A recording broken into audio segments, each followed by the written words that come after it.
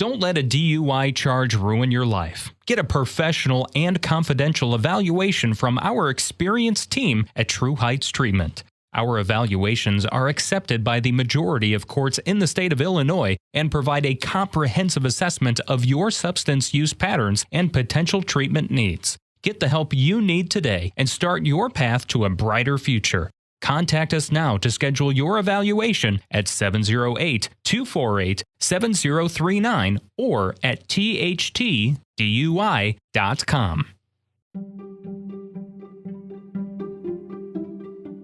The George Brassey podcast is made possible with funding provided from Brassey Global Strategies, LLC, a leading political consulting, public policy, government affairs, and research firm. Are you interested in running for elected office? Need advice? Call or email George, 708-769-5015. Brassey Global Strategies 1 at gmail.com. Welcome Cook County Board Commissioner from the 6th District, Donna Miller, to the podcast. Commissioner Miller, thanks for coming on. Thank you so much, George, for having me. It's a pleasure to be here. Commissioner Miller, can you tell the listeners a little bit about who you are as a person before we delve into you as a candidate? Sure. Well, first I say I'm a mom. So my first job is mom. I have 2 teenage boys. One just went to college and one is a junior in high school. And I'm married and been married 21 years. We live in the south suburbs, and I grew up in Chicago, though. So I always tease my kids that I'm really from Chicago, but they're from Linwood. So we make that little distinction because they say, well, everybody is from Chicago. I said, no, you're from where you're from. So I'm proud to say I'm from Chicago. I went to high school in Chicago at Lane Tech High School. And went to college in Washington, D.C. at Howard University, and have been, working in the pharmaceutical industry for the majority of my career, over 20 years, and really have leveraged that experience into what I'm doing today politically.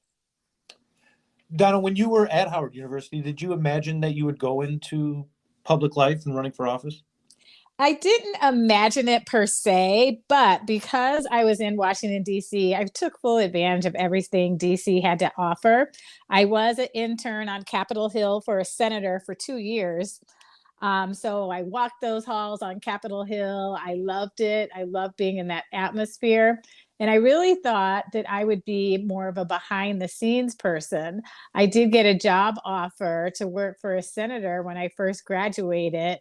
And unfortunately, I didn't realize at the time that, not only is living in DC very expensive, but the pay wasn't good. And we still hear that today. The pay has not increased much for people who work on the Hill. So my parents advised me otherwise and said, maybe you should try something else and just be a volunteer when you have time. So actually, that's what I did. I volunteered all the time. And I had the fortunate pleasure of telling our now President Joe Biden that I volunteered on his first presidential campaign way back in the late 80s. I went to Delaware because it's close to Washington, D.C. with a bunch of students who were going to help him run for president at that time. And as many of us might know, he didn't continue with that run. But now, look, all these years later, he is our president.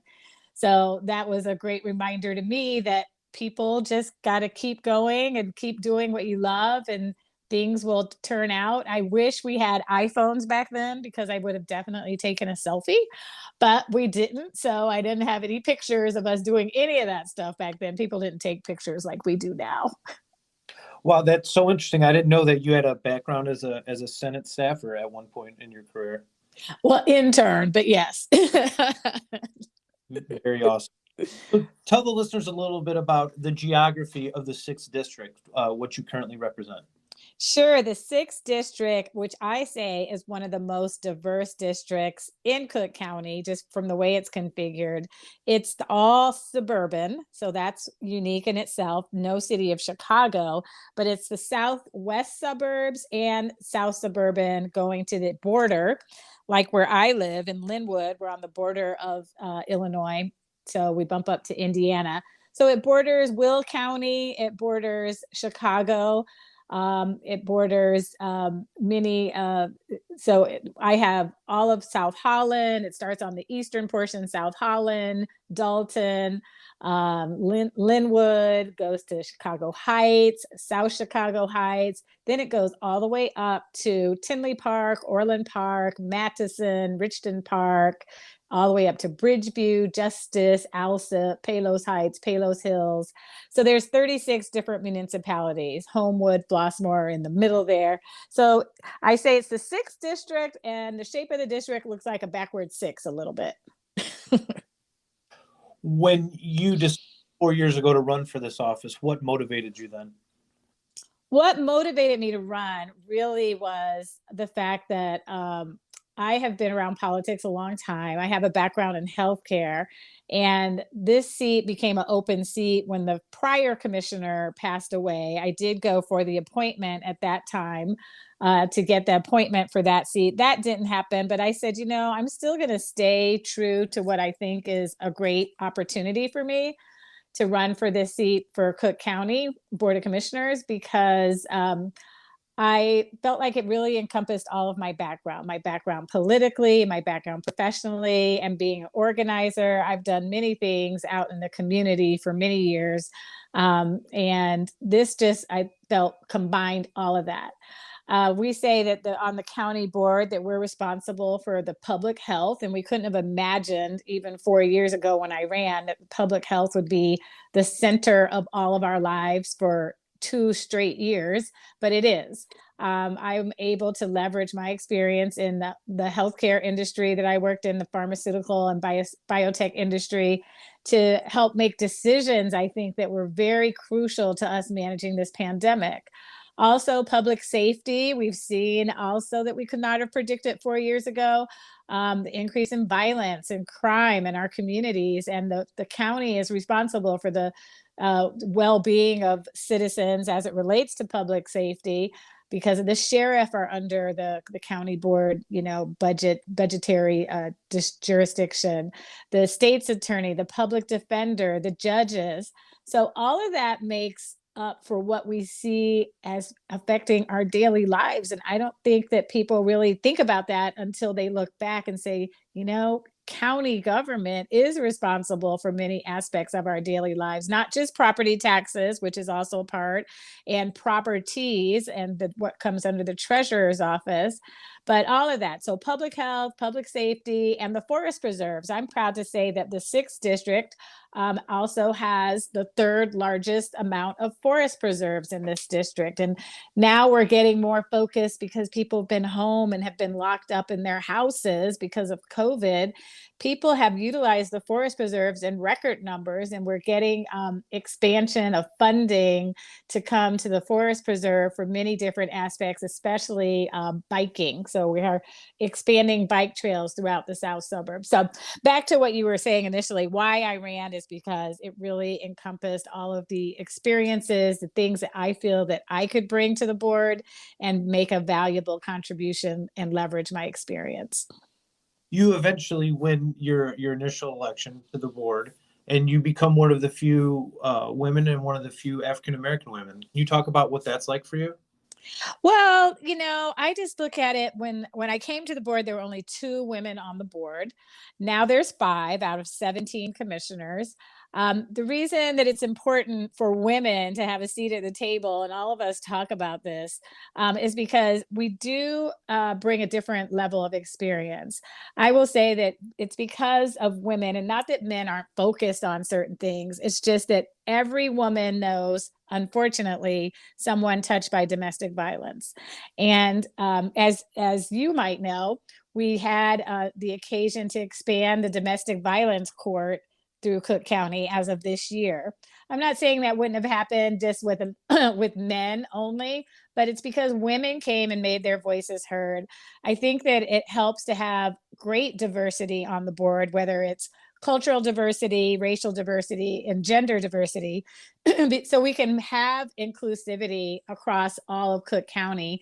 And Cook County is about 51% women. So we need this Cook County board to be 51% women. Commissioner Miller, the county is such a large entity. Talk about how the sheer size of the county and what that's like to be one of 17 commissioners. Well, so prior to the last census, we had a change in the numbers of population across all of Cook County. So Cook County is the second largest county in the entire country. And each commissioner represents, now it's about 320,000 people. So each commissioner has roughly about the same amount of people. When you think about the magnitude of what that means to a constituency base, it's very daunting. And it also shows that we need to provide services and resources to a vast number of people just because of the things I mentioned earlier: public health, public safety. That affects everyone, no matter where you live. But when you think about Cook County being as large as it is, it affects every aspect of your daily life, whether you recognize it directly or not. Very indirectly affects your daily life. And the size of Cook County, being the size that it is, also makes us have to have better resources to reach every pocket and corner of Cook County. That's one thing that I am a strong advocate for, to make sure that of the municipalities that I represent 36 municipalities out of the 129 municipalities that are in suburban Cook County. So that's a good portion of the population of Cook County that resides in suburban Cook County. So the city of Chicago is yet just one municipality, but still has the bulk of Cook County. 50% of Cook County is Chicago. But then that also means 50% of Cook County is not Chicago. So we should have exactly the same resources in that other 50% of Cook County as the city of Chicago has. And I think that as time has gone on, even in the period of time that I've been here, we've seen more focus and intentionality on allocating resources to suburban Cook County. What type of initiatives or programs or committee memberships do you have on the county board? Well, I'm vice chair for the county board for contract compliance. I'm vice chair for workforce development, and I'm vice chair for veterans. All of those committees are so important, again, just to the sheer number of people that it affects. I'm also chairman of contract compliance on the forest preserve portion of the county. So we separate the forest preserve from the Cook County board, two separate entities, but we're commissioners for both. And some of the initiatives that weave itself into all of those aspects of, whether it's healthcare, which is my focus. Healthcare committee is a committee of the whole, which I'm proud to say that I am able to leverage my experience on. Like I said, because of this pandemic, we have had to move fast and quick and always changing. I have been very adamant about educating our suburban residents about what this pandemic has meant from the very beginning. I started educating people virtually because we were at home. I started educating people through live Facebook interactions with experts in the field, from physicians to police officers, fire, nurses, educators, physical education educators, because all of that was so important in understanding how this pandemic, how COVID-19 was going to affect each and every person. Then we also had to get people educated about getting vaccinated when that opportunity presented itself. How could you get vaccinated? Who should get vaccinated? Where can you get vaccinated? And now we see, here we are still at this juncture. We are in February 2022, and people still need to be vaccinated. Now we learned that people need to be getting boosters, and Cook County is responsible for the public health as public health officials, which is another role that's woven into our position. Public health officials for Cook County Public Health Department. And what is this pandemic but a public health issue, a public health crisis, a public health education process that we all have to take part of, because the health of the public affects all of us. We are the public, and the public needs to know how this can affect them positively or negatively, and what resources are out there to help them. Even right now, we are passing out masks from my office because we are still encouraging people to follow the guidelines of wearing a mask. And so we have free masks to distribute. We started doing that way back when in 2019, in the very beginning, when people didn't even understand the importance of wearing masks. But we wanted to make sure, especially our seniors, had masks available. And that's where my office started distributing masks. Commissioner Miller, you serve your district so well. What advice would you give to people who would want to follow your path in public service? Well, I say anyone who is in public service has to want to serve the public. This is not a job where you come in and you're glorifying yourself. You have to have a servant's heart, and you want to be a servant leader, but you also have to be passionate about something. I am passionate about healthcare. I am passionate about making sure that I am available to talk to people. So I think everyone has different levels of expertise. That's the other great thing about the diversity on our board at the moment, that we have people who have all different backgrounds, all different expertise, and that's what makes our county stronger, by leveraging everyone's experience. So I'd say pick your passion, be passionate about it, and you can find other people to inspire, to follow you. You can find other people to help you do that work, and you can find a way to make an impact on society and serve the public. Commissioner Miller, why run for a second term? Why do it for you? Well, the reason I want to run for reelection is because I feel there's still so much more work to do.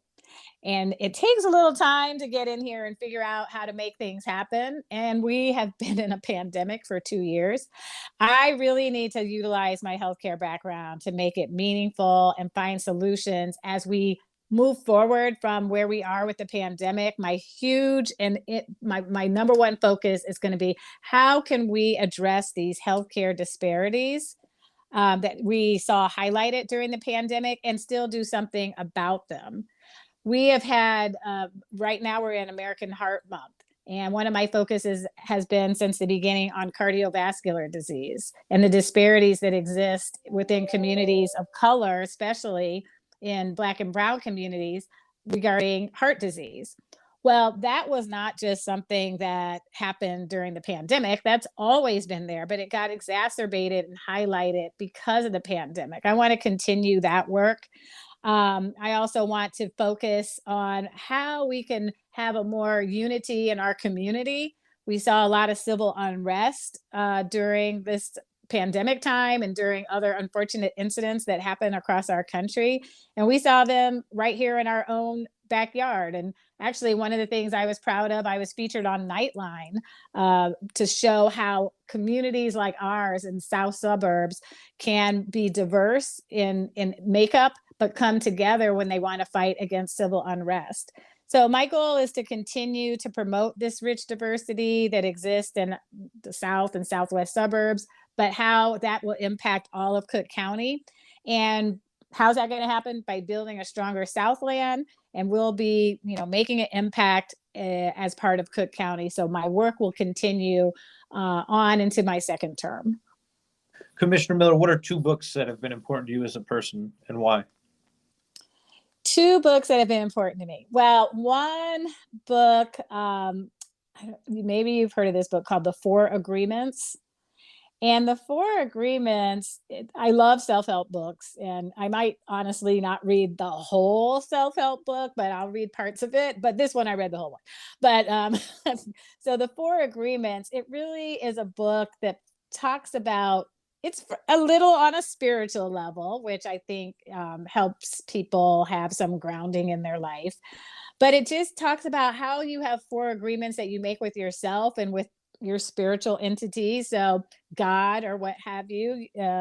But it's identifying a higher purpose than within just yourself. And the most important part of that book is there's 4 agreements, and it lists them all. One of them that I always hold true to is be impeccable with your word. And what that means is that when you say something, make sure you understand what you're saying, but you also mean what you're saying and you can do what you're saying. And I think that applies to public life. That also applies to being a teacher, being a physician, any sort of position that you hold, that you're interacting with people, which most jobs do. You have to be impeccable with your word and focus on making sure you're speaking with integrity and you're choosing your words before you say them. So that's one of the aspects that I loved about that book. You want another book too? Yes, please. Okay. Well, another book, it's a story. So this is Black History Month, and I focus a lot on storytelling, just focusing on the people in my family. So there's a book called Negro Land, and it's written by a Pulitzer Prize winning author named Margot Jefferson. And she grew up in Chicago, and it just tells the story of how she grew up. And what's fascinating to me is because she happens to also be a close family friend of my mother and my family. And some of the things that she lists in her book outline what it was like to grow up in the time they grew up. So they grew up like in the, 50s. So, 40s, 50s, but they grew up, in a world that wasn't necessarily accepting, but they made it anyway. And I love the way she tells the story of how her family was just her rock and her community was just her rock. And I feel the same way in my life. But I also feel that what was happening in that book during those times isn't that different than what's happening right now. So we have to fortify our communities. We have to make sure that people have a strong foundation so that they know they can always go forward and they have the support of the community to make them do that. Commissioner Miller, tell the listeners if they want to learn more about you, where they can find you on the internet and when the election is. So this year the election cycle has changed because of the census numbers. Normally we have our primary in March, but this year the election is June 28th for the primary. So we all know June is a great weather in Chicago, so everybody can get out and vote that day. June 28th is the primary. Check me out at my website, godonnago.com. I'm also on social media at Cook County Commissioner Donna Miller. I'm also on Instagram at godonnagoil and Twitter, godonnagoil. County Commissioner Donna Miller, thank you so much for coming on my podcast. Thanks so much, George, for having me. I appreciate it. Take care. Bye. Bye-bye.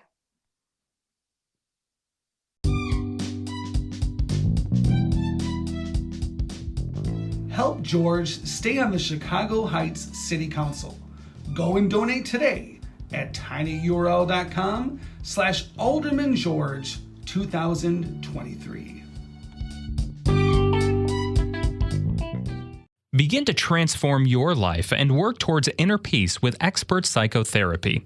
At True Heights Treatment, our experienced therapists provide personalized, compassionate care to help you overcome life's challenges and reach your goals. Whether you're struggling with depression, anxiety, relationship issues, or other mental health concerns, our team is here to support you. With a warm and welcoming in-person and virtual office atmosphere and a commitment to person-centered and evidence-based treatments, we are dedicated to helping you address your life's challenges. Contact us now to schedule your first session at 708-248-7039 or online at trueheightstx.com. Book your appointment today and start your journey towards a happier, healthier life.